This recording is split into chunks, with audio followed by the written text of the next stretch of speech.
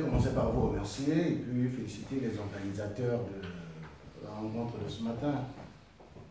Mais avant tout, je tiens à préciser une chose. Je ne m'exprime pas au nom des partis de la coalition, je n'ai pas reçu de mandat. Je ne m'exprime même pas au nom de mon parti, parce que là non plus, je n'ai pas reçu de mandat, bien qu'étant secrétaire exécutif du parti souverainiste écologiste. Je m'exprime en mon nom propre en tant que citoyen gabonais. Acteur politique, certes, mais en tant que citoyen gabonais.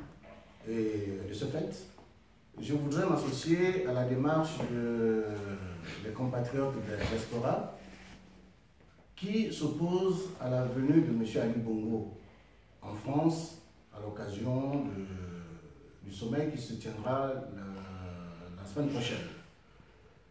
C'est une démarche politique, tout simplement. C'est une démarche politique parce qu'en l'absence de toute légitimité démocratique et politique, M. Ali Bongo est très mal placé pour représenter le Gabon et pour parler au nom du Gabon. Donc je suis tout à fait en phase avec la diaspora sur ce point et sur bien d'autres. Je constate avec d'autres, pour le déplorer, que les autorités politiques françaises semblent avoir fait le choix des individus, semblent avoir fait le choix des dictateurs contre les peuples. J'entends par peuple le peuple du Gabon, j'entends aussi la voix du peuple togolais qui crie depuis des années, j'entends la voix du peuple camerounais, du peuple congolais, enfin de la jeunesse africaine, de manière générale. Et on a l'impression que les dirigeants français ont fait le choix des dictateurs contre les peuples. Le sommet qui va se tenir et pour lequel Ali Bongo va encore venir en France pour essayer de faire des photos avec Macron et je ne sais pas qui d'autre, parle de protection de l'environnement. Mais avant de protéger l'environnement, il faut d'abord protéger les hommes. On protège l'environnement contre qui et pour qui? Pendant qu'on nous tue, pendant que nos enfants sont réduits en esclavage parce qu'ils fuient la misère, parce qu'ils fuient la dictature. On nous parle de protéger l'environnement, mais c'est un cynisme incroyable. C'est bien de protéger l'environnement, c'est bien de protéger la faune, la flore, les animaux.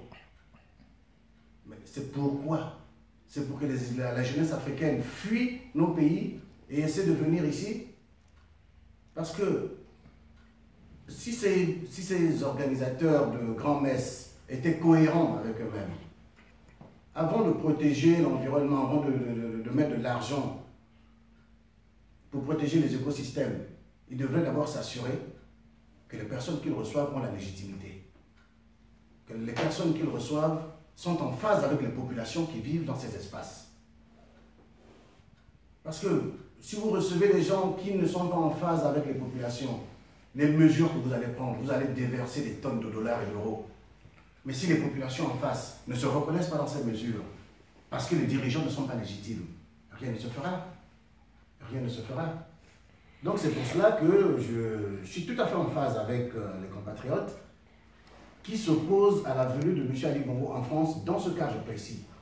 Ou alors, bon, que les autorités politiques françaises assument et invitent officiellement Ali Bongo en visite d'État.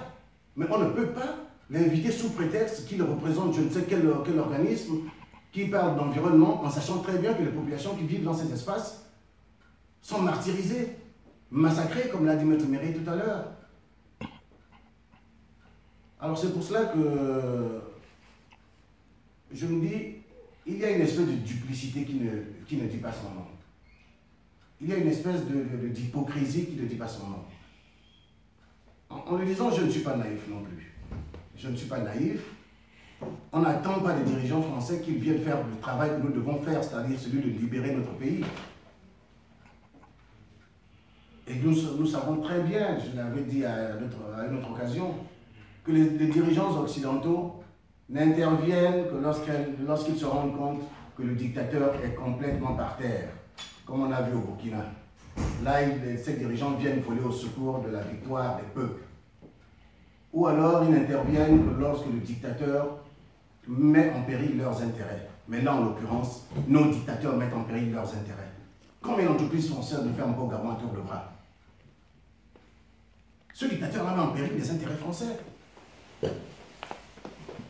Les gens se souviennent, il y a une digression, mais bon, tout est dans tout. Les gens se souviennent de ce malheureux Français qui est allé se suicider sur son lieu de travail parce qu'il n'en pouvait plus. Parce qu'il n'en pouvait plus.